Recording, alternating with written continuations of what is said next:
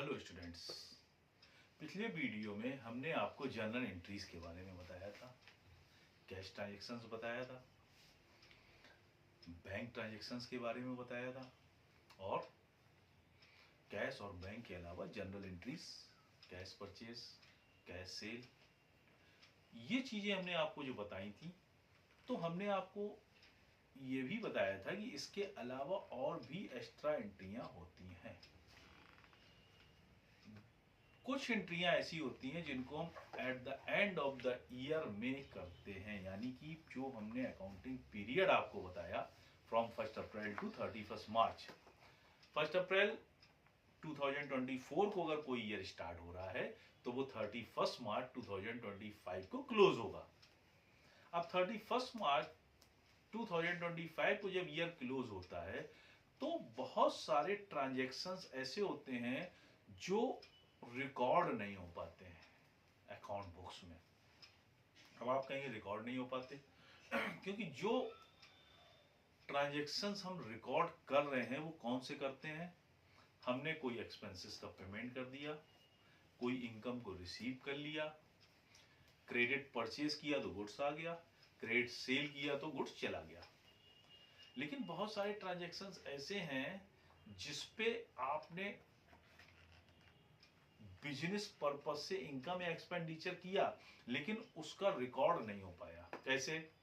क्योंकि आप देखोगे कि सैलरी जो होती है एम्प्लॉइज की, उसका पेमेंट जिस मंथ की है उसके नेक्स्ट मंथ में होता है। सपोज अप्रैल मंथ की सैलरी है तो आपको 1 मई से लेके 7 मई के बीच में रिसीव होगी।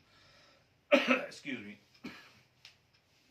तो अब जो मार्च मंथ की सैलरी होगी, 31 मार्च 2025 मंथ की सैलरी है जो, वो आपको अप्रैल 25 में मिलेगी, यानी कि नेक्स्ट ईयर। क्लियर? और जो अप्रैल में स्टार्ट हो रहा है ईयर, उस मंथ में जो आप सैलरी का पेमेंट करेंगे वो मार्च की होगी, यानी लास्ट ईयर की। तो स्टार्टिंग एंट्री और क्लोजिंग एंट्री में ये जो एक्स्ट्रा एंट्रियां बनेंगी ये at the end of the year बनेंगी और नेक्स्ट ईयर के फर्स्ट मंथ यानी अप्रैल में सब एडजस्टमेंट होंगे। सैलरी क्या होती है कि आपने मार्च में एम्प्लॉय से सर्विस तो ले ली लेकिन उसकी सैलरी का पेमेंट आपने अप्रैल में किया। क्लियर? तो आपने अप्रैल मंथ की सैलरी मई में की, इसी फाइनेंशियल ईयर में आ गई, तो ऐसे ही मई की जून में, जून की जुलाई में, जुलाई की अगस्त में, इस हिसाब से आप हर महीने की नेक्स्ट मंथ करते जा रहे हैं। तो मार्च में जो पेमेंट आप सैलरी का है उसका पेमेंट तो अप्रैल में करेंगे। तो जब पेमेंट करेंगे तभी तो एंट्री पास होगी, तो वो एंट्री मिस हो गई। पहला पॉइंट। आपने कहीं पैसा इन्वेस्ट किया, सपोज बैंक में एफडी में आपने पैसा डाल दिया और एफडी आपकी है 3 इयर्स की। आपने इस साल अप्रैल मंथ में पैसा इन्वेस्ट किया 3 इयर्स के लिए, तो आपको जो अमाउंट रिसीव होगा एफडी का विथ मैच्योरिटी 3 इयर्स के बाद होगा। क्लियर? लेकिन हर साल आपका इंटरेस्ट तो एक्रूड हो रहा है। वर्ड क्या यूज करते हैं? Accrued interest. एक्रूड इंटरेस्ट का मतलब होता है interest earned during the year but not received. Clear? Interest accrued का मतलब है इंटरेस्ट अर्न। आपने इंटरेस्ट अर्न तो कर लिया लेकिन उसका रिकॉर्ड नहीं किया है, इसी साल से रिलेटेड। रिसीव होगा 3 साल के बाद जब एफडी मैच्योर हो जाएगी। सैलरी मार्च मंथ की है, उसका पेमेंट कब करेंगे हम? अप्रैल में। इसी हिसाब से बहुत सारे ऐसे एक्सपेंडिचर्स हैं जिनको मैं आपको बताऊंगा अभी, जो इस साल से रिलेट करते हैं और उनका पेमेंट या ट्रांजैक्शन नेक्स्ट ईयर होता है। तो उसके लिए हम किस तरह की एंट्रियां पास करेंगे वो मैं आपको आज एक्सप्लेन करूंगा। अब मार्च मंथ की सैलरी मैंने आपसे कही कि उसका पेमेंट अप्रैल में करेंगे, तो at the end of the year 31 मार्च को हम उस सैलरी जो मार्च मंथ की है, जिसकी सर्विस हमने एम्प्लॉय से ले ली है, उसका हम प्रोविजन मेट करेंगे। जब सैलरी का हम पेमेंट करते हैं तो एंट्री करते हैं salary account debit to cash या बैंक। क्लियर? लेकिन मार्च मंथ की सैलरी तो हमने मार्च में दी नहीं, अप्रैल में देंगे, तो मार्च में एंट्री करेंगे सैलरी अकाउंट डेबिट, लेकिन दी तो नहीं है, तो हम क्या कर देंगे, टू आउटस्टैंडिंग सैलरी। क्लियर? तो क्या होगा कि इस महीने का जो सैलरी एक्सपेंसेस है वो पूरा 12 मंथ का रिकॉर्ड हो गया, और जो आउटस्टैंडिंग सैलरी का एक अकाउंट हमने एडिशनल ओपन किया, क्रेडिट किया है, इट्स योर लायबिलिटी। इसका पेमेंट हम अप्रैल में करेंगे।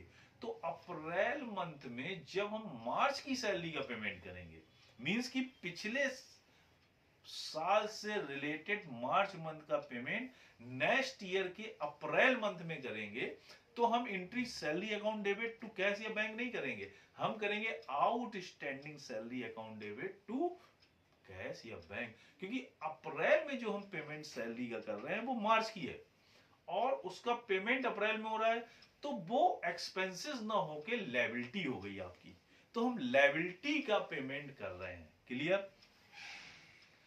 अब हमने इंटरेस्ट के लिए आपको बताया, इंटरेस्ट आपने बैंक में एक 10,000 की एफडी कराई 3 इयर्स के लिए, और रेट ऑफ इंटरेस्ट है 10% पर एनम।